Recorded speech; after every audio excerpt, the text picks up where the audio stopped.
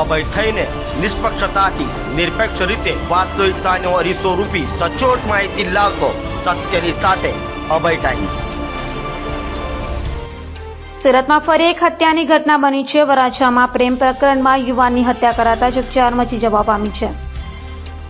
સુરતમાં ફરી પ્રેમ પ્રકરણમાં યુવાનની હત્યા કરાતા ચકચાર મચી જવા પામ્યું છે। સુરતના વરાછા વિસ્તારમાં આવેલ માધવ પાર્ક સોસાયટીમાં પ્રેમિકા તેની બહેનપણીના ઘરે ગઈ હતી ત્યારે તેના પ્રેમીને મળવા બોલાવ્યો હતો। તે સમયે પ્રેમી પ્રેમિકા પાસે જતા પ્રેમિકાનો ભાઈ પણ ત્યાં પહોંચી ગયો હતો અને પ્રેમિકાના ભાઈ મામા તથા મામાના છોકરાએ મળી પ્રેમીને ઢોર માર મારતા તે બેભાન થઈ ગયો હતો, જેથી તેને તાત્કાલિક સારવાર માટે હોસ્પિટલે ખસેડાયો હતો, જ્યાં તબીબોએ તેને મૃત જાહેર કર્યો હતો।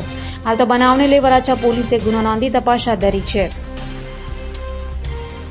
શહેરના વરાછા પોલીસ સ્ટેશન વિસ્તારમાં આજરોજ 3 ઈસમોએ એક વ્યક્તિને મૂઢ માર તેમજ દોરડા તેમજ પટ્ટાથી માર મારી અને ઈજા પહોંચાડતા સારવાર દરમિયાન મરણ જતાં મરણ જનારના ભાઈએ વરાછા પોલીસ સ્ટેશનમાં ખૂનની ફરિયાદ નોંધાવેલ છે।